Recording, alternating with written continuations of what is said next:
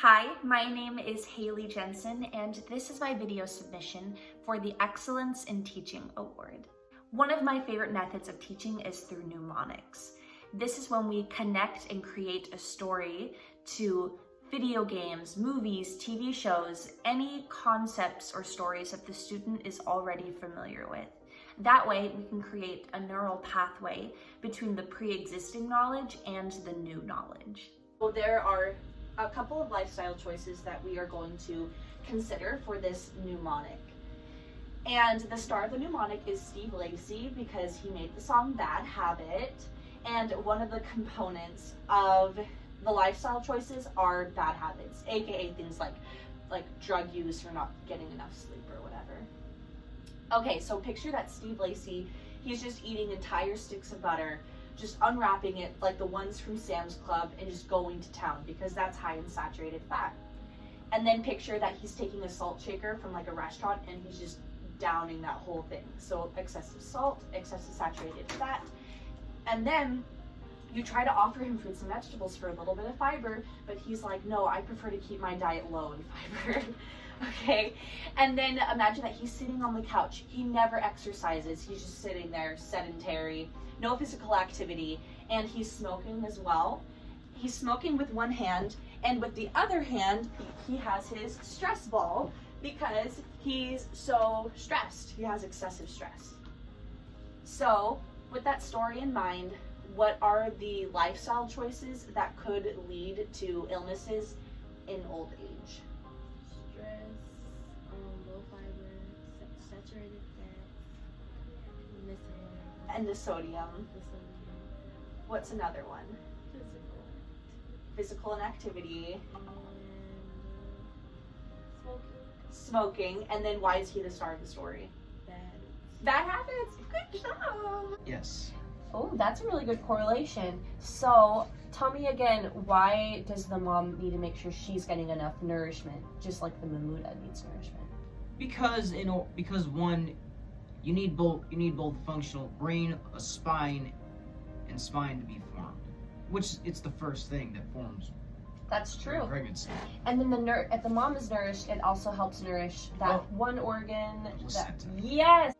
I love to incorporate my joy, passion, and humor when I teach. I recognize that when my passion is palpable, they feel it and they're more likely to become passionate too.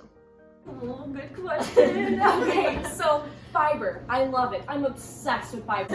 Fiber like helps you with you like feel full longer. It protects your microbiome. Like it has all these amazing effects on you. This is what I would do as a dietitian. Is I would go to a reputable source and then see what it says. So, great food with bioactive compounds. Ooh, anti-cancer. Right? Oh no, unfortunately. So this is why you need to look into the right sources. And it's not even just sea moss. There's so many things. People are like, I'm obsessed with garlic. I'm obsessed with like all these different things. But like, are you obsessed because your great aunt lost 30 pounds on it, or are you obsessed because NIH validated it?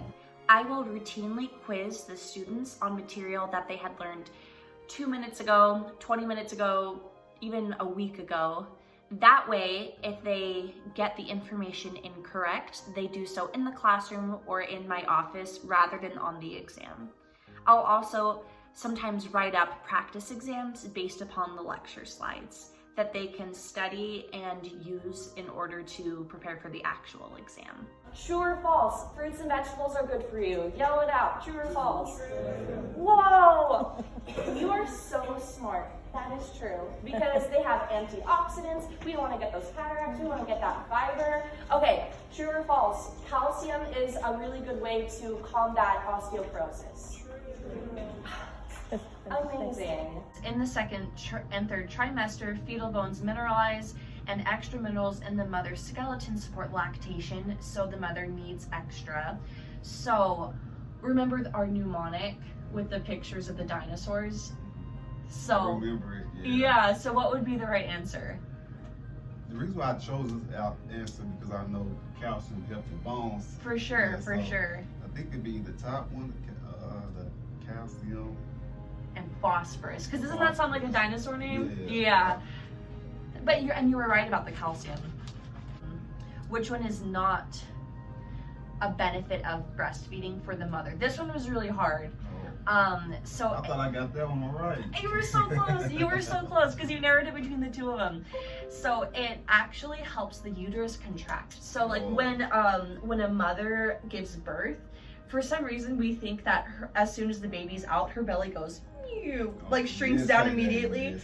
But really the uterus is still in there where the baby was growing, and the uterus is still the same ginormous size. So when a mother breastfeeds, it helps to shrink that organ. Oh, okay. Yeah. But it was a good one though. It was a good question. You were really close. You narrowed it down to the two of them. Teaching one another is one of the most efficient ways to learn.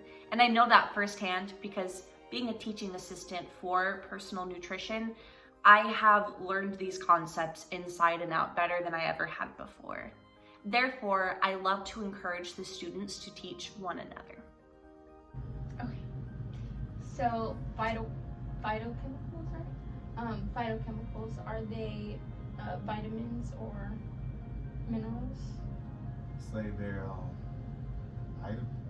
Vitamins? Are they?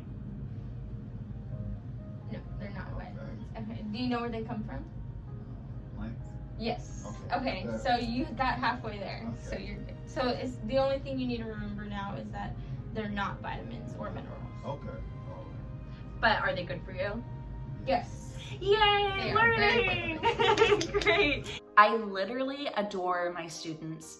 They are one of the brightest spots of my life. And some of them have been kind enough to leave a testimonial about how my teaching methods have helped them. Yeah, I think Miss Haley do a good job. I even told her she should be a special education teacher because she helped me a lot. Some things I have a hard time understanding. I always had an IEP in school.